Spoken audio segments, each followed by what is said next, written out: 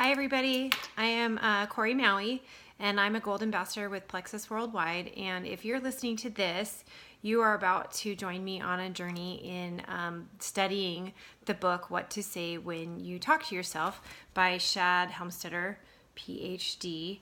This was written back in the 80s, but these truths are holding true, these principles are holding true over the decades, and many other books have been written based on these principles.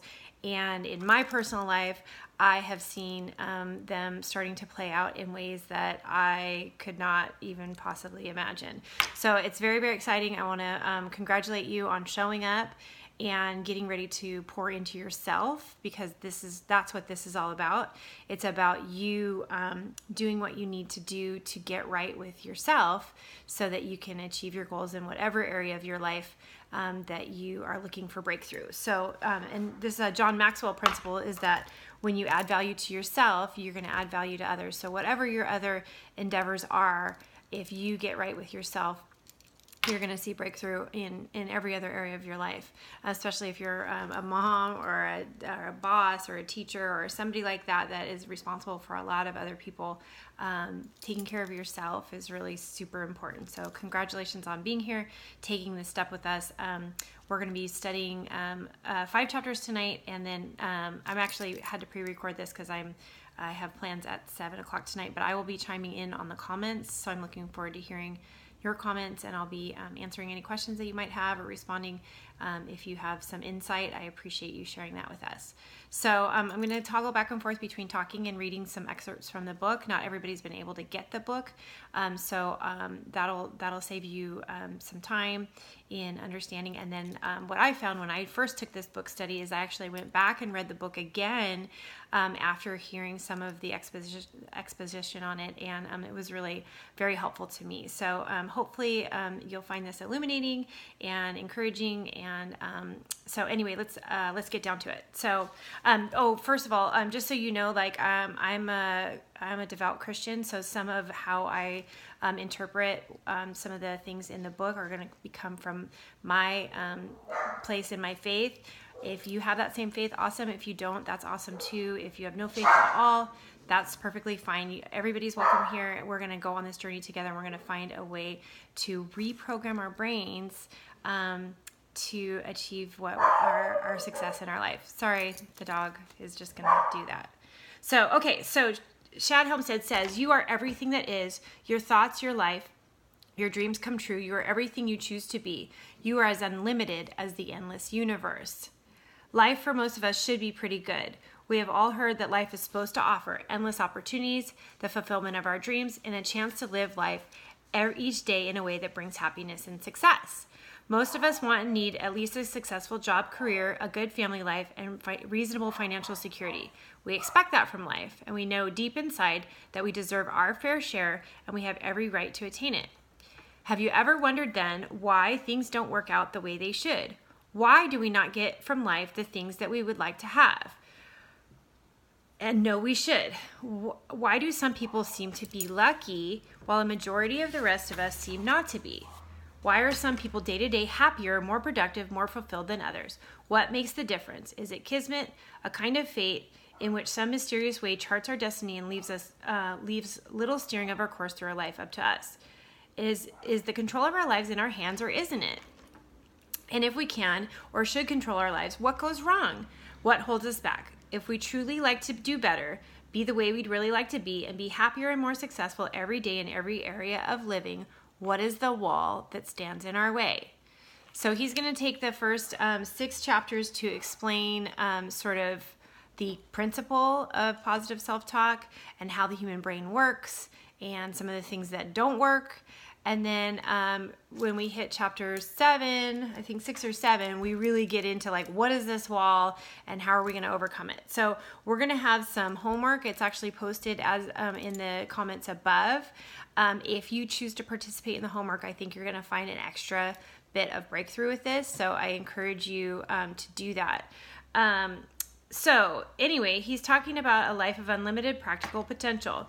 When I was quite young, he says, I had a soaring imagination. Long before I learned what I could not do, I dreamed of doing what I knew we could. I remember as a young boy laying back in the cool, wet grass late at night, my mind sinking into the depths of the crystal clear stars that blanketed the summer sky above me. I could reach out and touch those stars. I could imagine any dream and see it come true.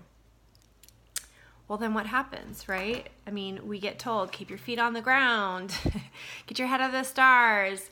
And the more we hear that, the more we feel like, oh, well, maybe my dreams, I mean, they're not very practical, and that's not going to pay the bills, and that's not going to take care of my family. So I guess I'm just going to do what I should do.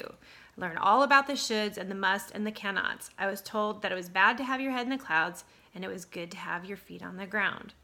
So then there comes a first negative message of many, many, many, telling us to be realistic, to be keep our feet on the ground. And so we're starting to look at, like, what are some of the things that our parents, that our teachers, that our coaches, that any person in authority basically was telling us as we were growing up. And here's the thing with the human brain. It's going to start to internalize those things. It's going to make note of all the negative things that we hear, and it's going to start to believe them. So what if we could find what's stopping us and turn it around? What if there's an answer that no one else has looked in the right place? What if any of us at any time could reach up and touch the stars? So he begins first by studying human behavior. And then he goes into motivational marketing, and he went into academic psychology. Eventually, he embarked on his own studies. He studied mathematics, business, religion, psychology. Never had he found concrete solution to of how the average individual could touch the stars in his or her heaven and still keep both feet on the ground. I knew there had to be a better way, something that was obvious perhaps, something that had been overlooked. As I continued to study the inner workings of the human mind, I began to look for the answers, the solutions, which others most assuredly must have found. I found dozens of answers, but I only discovered one solution.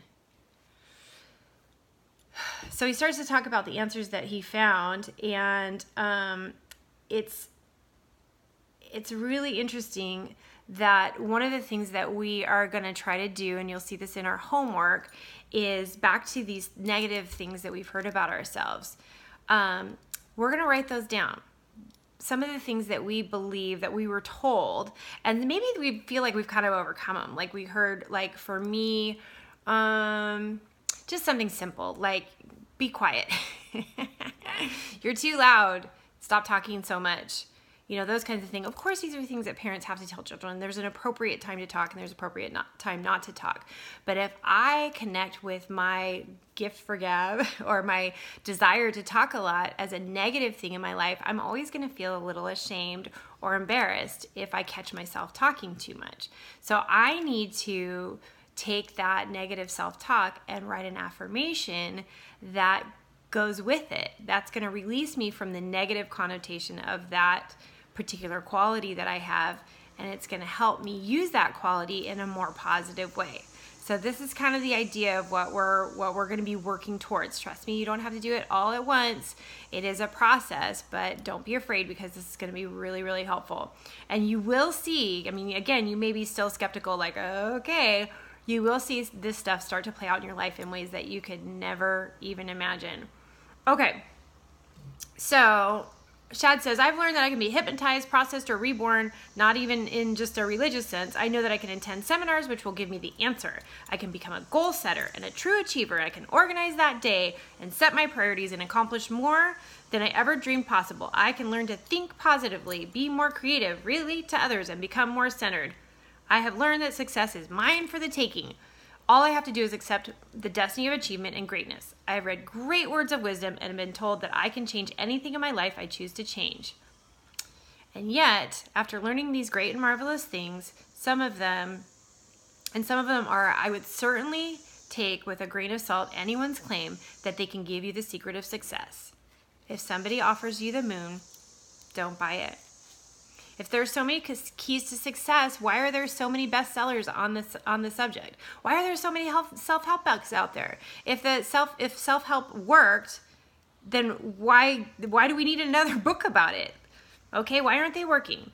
Have you ever attended, oh, this happens to me, you attend the pep rally or the conference or the gathering, and you get all pumped up and you like learn all this information and you're like, yes, I'm gonna take this home and I'm gonna utilize this information and it's gonna be awesome. My team is gonna grow and my influence is gonna grow and everybody's gonna get better and better and it's gonna be amazing and I'm gonna be more organized. That's always the one.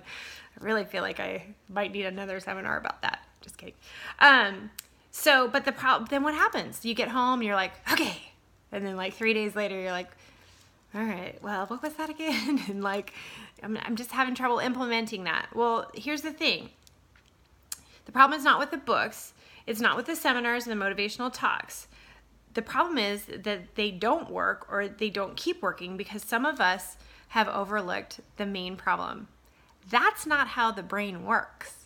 That is not how the human brain works. The human brain is an incredibly powerful personal computer control center that each of us has and is capable of doing for you anything reasonable that you would like it to do. Anything reasonable. But you have to know how to treat it. If you treat it just right and carefully give it the right directions, it will do the right thing. It will work for you in the right way. But if you give your mental computer the wrong directions, it will act on those wrong directions and it will continue to respond to the negative programming that you and the rest of the world have been giving it without even ever being aware of it. Okay, here's an example. Say you, so most of us do a pretty good job of controlling the words that come out of our mouth. Like we really work on that. We want to be kind to others. We want to speak positively into any given situation. We try really hard not to complain too much, that sort of thing. Okay, that's something that most of us have a decent handle on. Now there's obviously exceptions to that rule. We have our moments that we don't say the right thing or we're hurtful or especially, raise our voice to our children, whatever the case may be. However, let's talk about what goes on up in here.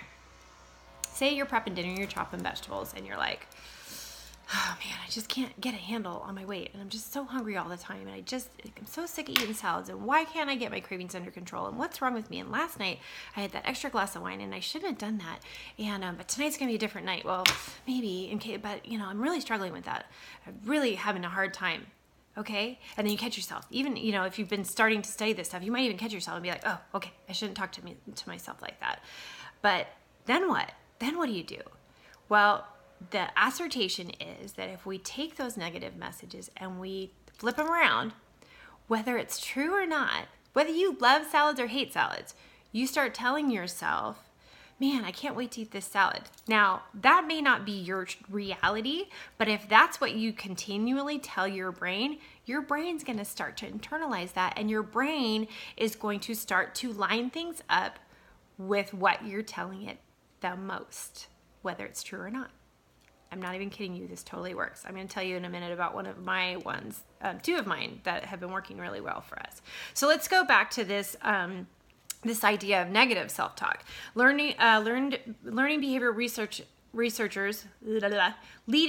researchers have told us that as much as 75% of everything that we think is negative, counterproductive, and works against us. At the same time, medical researchers have said that as much as 75% of all illnesses are self-induced. What? Can you believe that?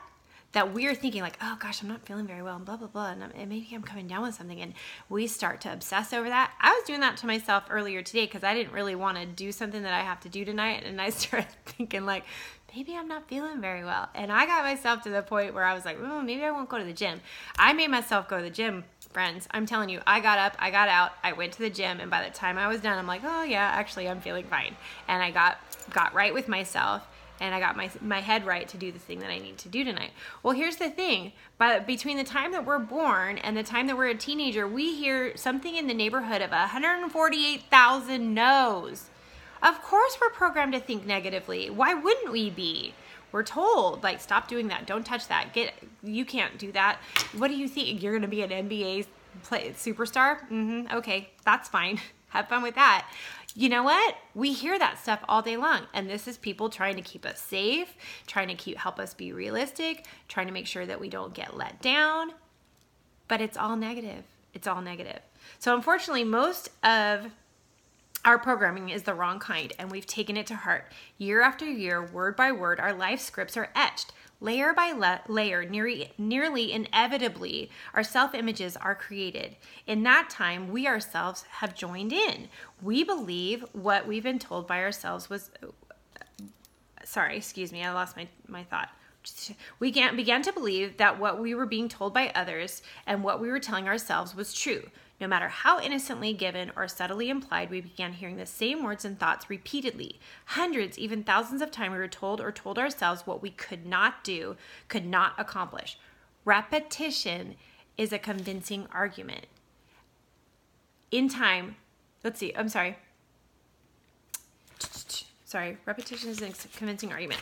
Eventually, we believed what others told us and what we told ourselves the most. We began to live out the picture of ourselves that we had created in our minds. Now, I was given a lot of positive self-talk as a child, or positive encouragement as a child, to be honest with you. Most of my stuff probably didn't come until my teens when I started acting out. As a kid, I think I was told that I was loved, that I was great, that I was smart, that I was funny. But of course, a parent has to discipline you and keep you in correction. And so I did hear a lot of negative stuff too, but not as related to like who I was. I've always believed that I could do big things and great things. And I thank my parents every day for that. But say you had a parent that called you names or told you that you're a loser or told you that you're never going to amount to anything and told you that you're never going to be able to learn how to keep your room clean. And I don't know what you're thinking going out in that outfit and all that kind of stuff. Trust me, that stuff's piling up in there, even though you've probably already started trying to work on that as an adult because you've learned that that's not the right way to raise kids. You've got some reprogramming to do. I do. And I had a lot of positive influences growing up. So here's what we're going to do. In the time, we became what we believed the most about ourselves. And in doing so, we created a wall, which for most of us will stand invisibly but powerfully between us and our unlimited futures for as long as our old programming remains in force. Unless the program we received is erased or replaced with different programming, it will stay with us permanently and affect or direct everything we do for the rest of our lives. Fortunately, this doesn't have to be the case. All right. So years later, after much research and discoveries which modern-day neuroscientists have begun to unlock the secrets of the human mind, Shad would come to know how scientifically to correct the biblical passage, as a man thinketh, so is he. This is like ancient wisdom, and he's come to the conclusion of how to get this under control for us. So have you ever considered just how much of what you do and how you act, how successful you are, is dependent on the conditioning or programming that you receive from others, on the conditioning that you subsequently brought and keep giving yourself? It is virtually impossible for us to do anything, no matter how insignificant, without being affected by our conditioning. Think for a moment what you might do differently tomorrow. Listen to this. Think for a moment what you might do differently tomorrow if you were someone else. Someone whose programming was different from yours.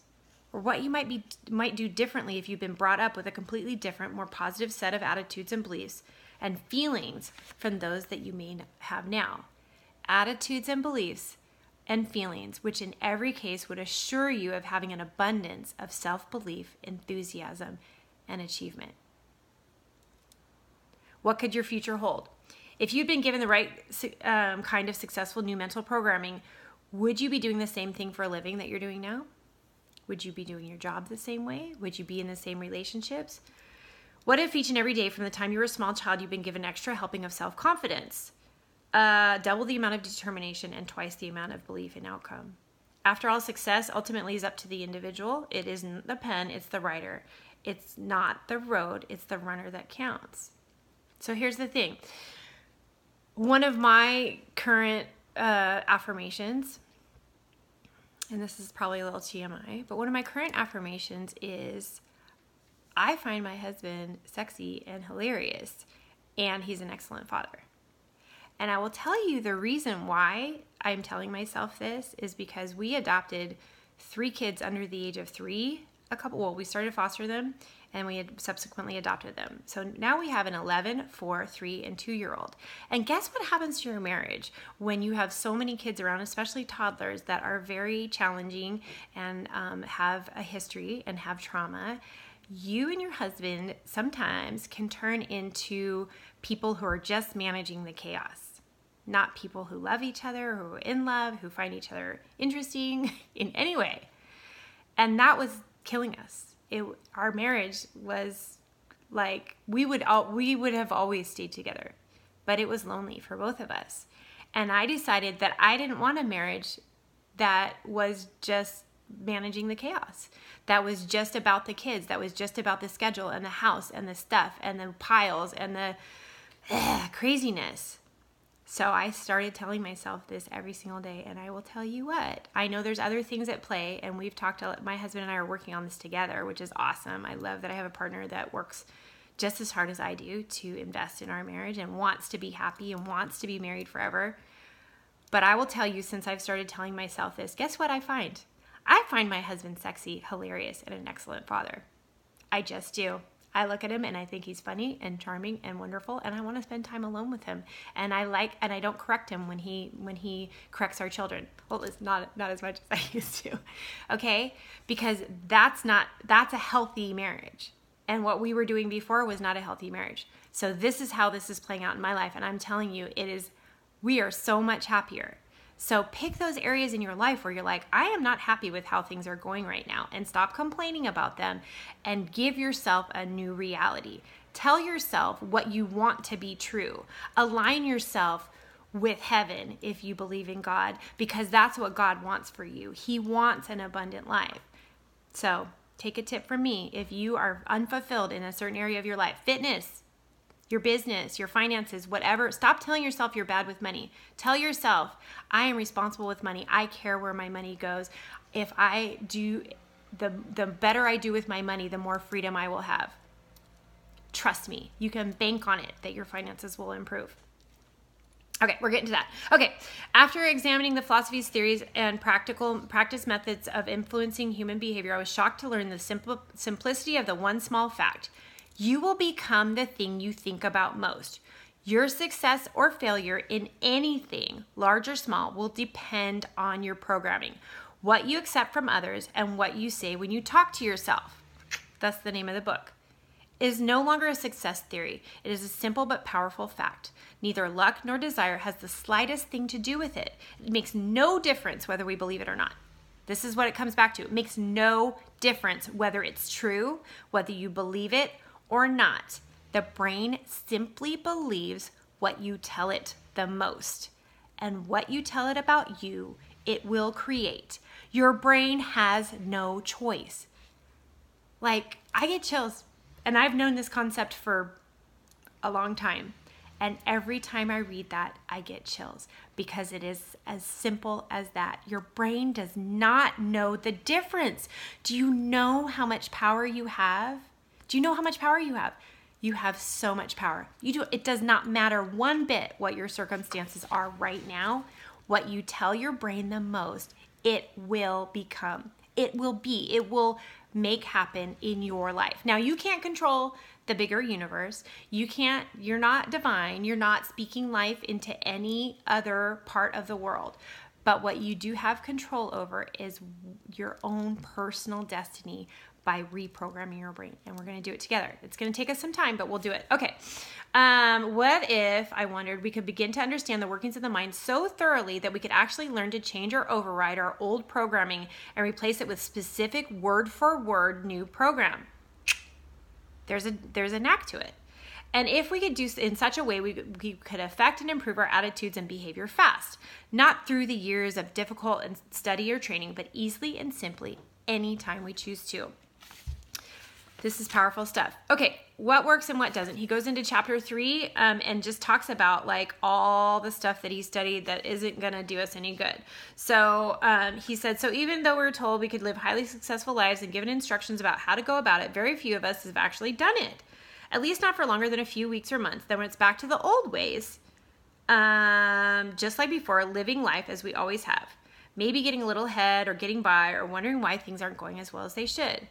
In order to learn the answer to why this isn't working, Shad decided he would have to understand what does not work and why. So we're going to skim through this quite a bit because, like, who cares what doesn't work? I mean, we care, but you can skim through it. Chapter 4 is a pretty short chapter. Others have come to the same conclusion as I, that whatever you put into your mind one way or another is what you're going to get out one way or another. So during those years of analyzing, he asked himself the question, if there's so many good solutions, why aren't they creating permanent change in our lives?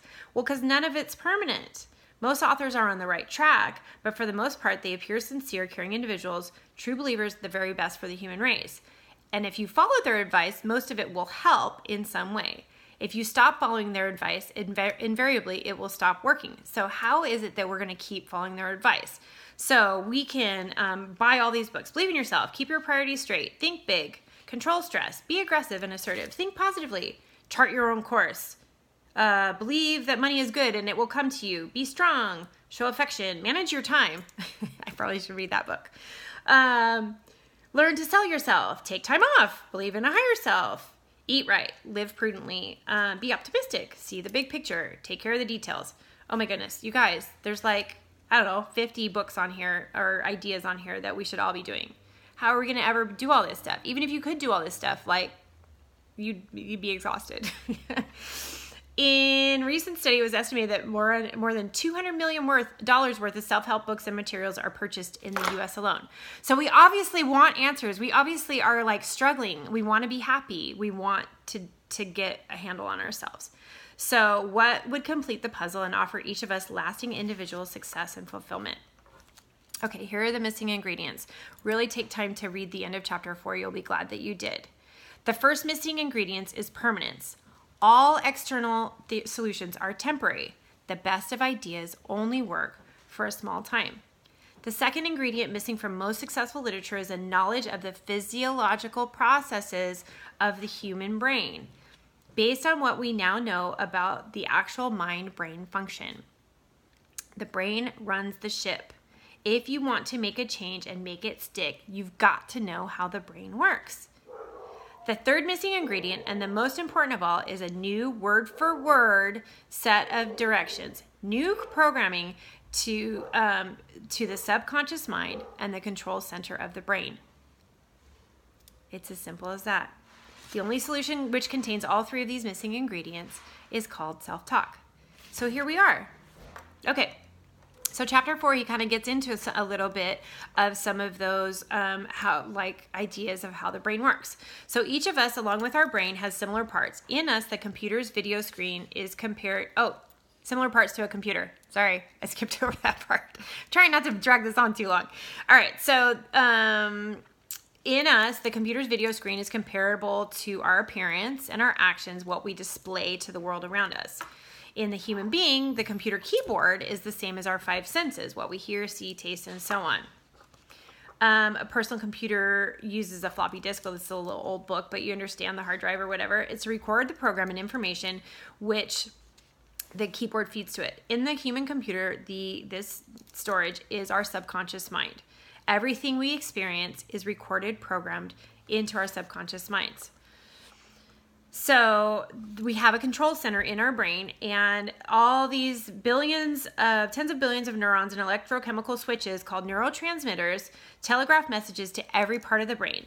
Selecting just the right set of switches which turn things on and turn things off is the brain's infinitesimally small chemical receiving centers respond to almost imperceptible electrochemical signals which deliver nearly unmeasurable but highly potent chemical substances to our brain, our central nervous system, and to our bodies, in which control and affect everything that we do. It is our brain's responsibility to take care of us. The brain automatically responds to every one of our unconscious electrical, chemical, mental, and physical commands. Those are principally concerned with keeping us alive.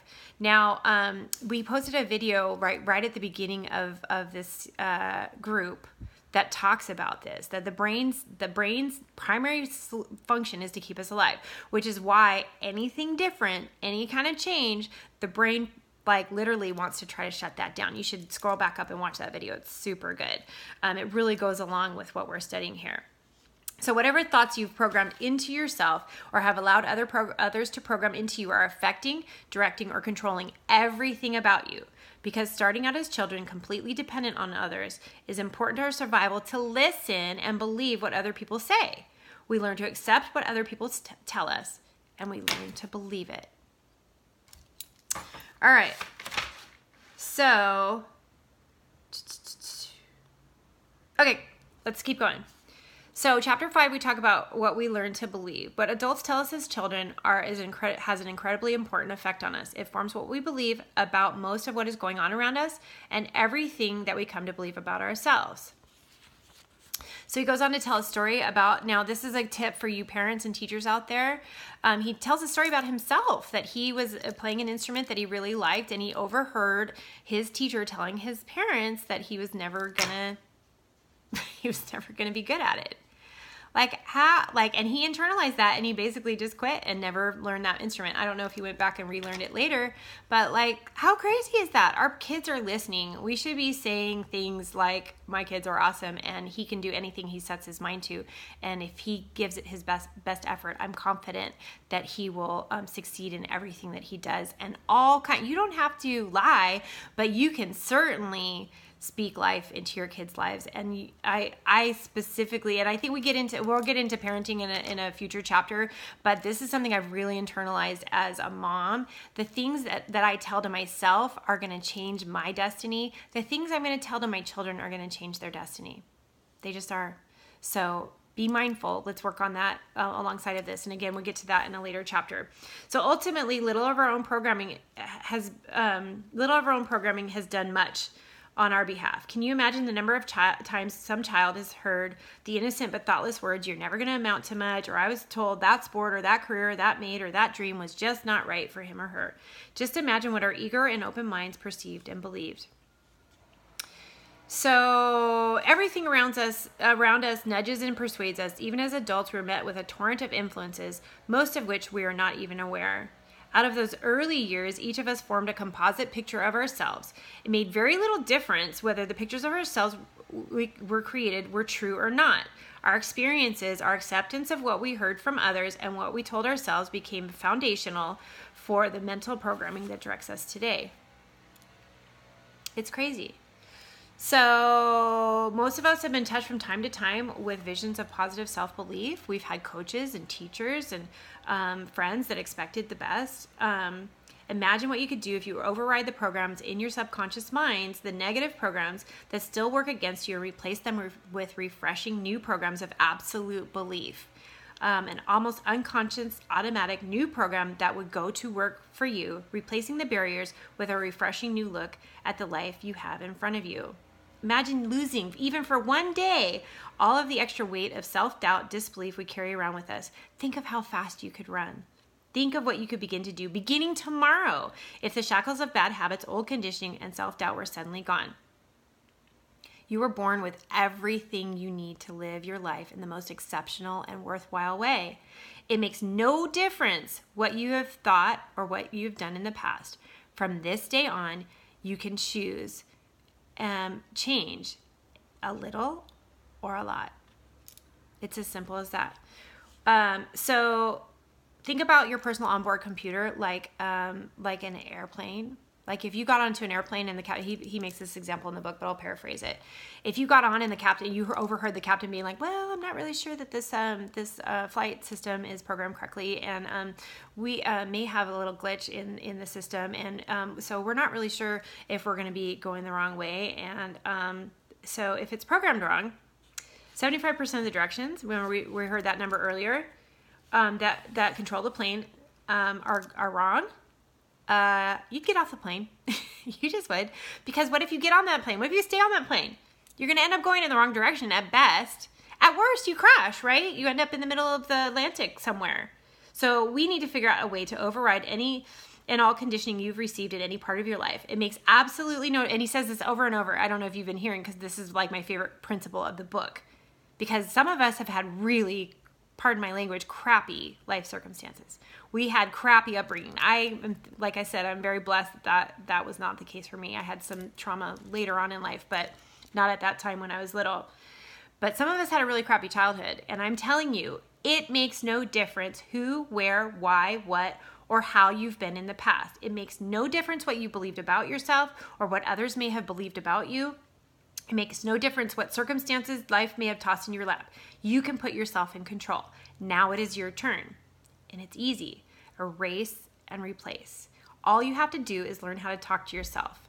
If we can learn to give specific, productive, new directions to our minds, then we have a chance to make things work and keep working. So then we have to figure out. So next we're going to talk about what the wall is and identifying the wall and how to overcome it. So here's one more little story for you. And then I'm going to recommend that you install an app on your phone. It's called Think Up. It's a way to record your positive affirmations. It's important that you hear yourself being nice to yourself. Okay, because what's going on up in here, that's your voice, but you never talk to yourself. Well, I talk to myself a lot more, like trying to keep myself organized, like, oh, okay, I need to do this, I need to do that. But we need, our soul, our brain needs to hear our own voice saying nice things to ourselves.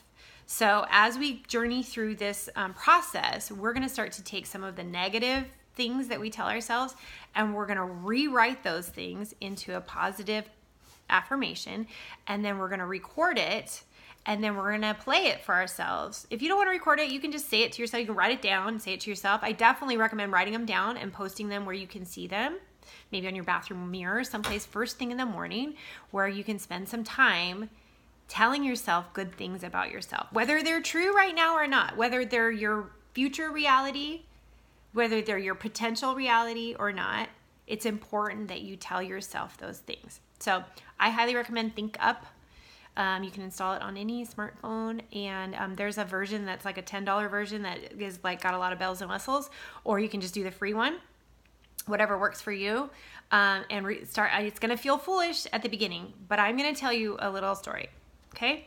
One of my other positive affirmations, and this is actually one that's a family one. Patrick and I both have agreed on this. This is kind of our why. So lately, for the last several months, we have started to say, and this is something I truly believe about myself, and I've actually always believed it, so it makes it very easy for this to be one of my affirmations. But even if it's not, I highly recommend that you include something like this in your affirmations, because you will not believe the things that start to happen. So our current why, so to speak, is that we were created for great things. And we deserve to live an abundant life, physically, emotionally, spiritually, and financially. Okay? That's something that I tell myself every single day. And if I catch myself thinking something that's not in line with those values, I actually will repeat that to myself several times to get that negative talk out of my head. Since I've started doing that, I will tell you that my spiritual walk has grown a ton. That my son, my 11-year-old son, his spiritual walk has grown a ton. See, I have some authority in this household over my children and over my husband and over myself. So speaking that over him, his spiritual walk has changed. He is actively involved in ministry at our church right now at 11 years old, and he is building a relationship with Jesus and understanding who the Holy Spirit is, and things that are way above his pay grade, in my opinion. At least when I was growing up, I didn't have the concepts that he has, and it's really blowing my mind and making me so blessed and actually taking my spiritual walk to a whole new level. Physically, we are healthier and happier than we have ever been. I'm 47 years old, and I feel better than I have in like over a decade. And because I'm doing things that line up with my why, that are line up with that positive self-talk. Emotionally, more stable, all of us, even with the craziness of all the little ones, we're finding more control over our emotions. And financially, you guys, We just paid off all of our credit card debt. All of it. Now, we were there a couple years ago before we adopted these kids, before we fostered to adopt these kids. But taking on 3 new kids, even though we get a little bit of support from the state, they're expensive. And you want to do nice things for your kids. We had an only child for so long that we were like, let's go do sports. Let's go to Disneyland. Let's go do all these things. And obviously we have to live in a different budget now that we have more kids. But part of what we did, we were in survival mode that first year. And so we would pay for a lot of childcare, a lot of help to try to get a handle on things. We'd eat out a lot. We were just like, I was maxed. I wasn't cooking as much as I should have. Anyway, we spent a ton of money, racked up a bunch of credit card debt. Again, even though we had already paid it all off, because that's something we believe in, is living debt-free as much as possible. We just paid them all off. Okay? Now, you don't need to know the details of how and why that happened. What you need to know is that we told ourselves we deserve to live an abundant life, physically, spiritually, mentally, and emotionally. Financially and emotionally. Whoopsies, I meant financially. Okay, that we were created for great things. Guess what? You can't do great things when you're buried under a mountain of debt and you're not sleeping at night and you're exhausted all the time and you're screaming at your kids and you're doing all these things. Okay? So if you were born for great things and though your reality is not lining up with that, it's time to tell yourself you're born for great things and that you deserve to live an abundant life. In whatever area you feel challenged, it will change your life. So I love you guys. I am super excited to see what this, where this is going to go for us. We're going to be meeting back here next Thursday for another thing. I hope you're commenting below. I'll be interacting with you via all the messages and things like that. And I'll be posting some homework. Again, it's totally optional, but this is your journey. This is your chance. This is your time for breakthrough. And I'm super excited to see. I want to hear stories as you see breakthrough in your life. I hope that you will share them with us. I hope that you will come back and say, I am so glad that I read that stupid book because it has changed my life. So have a great rest of your night, and I'll be seeing you in the comments.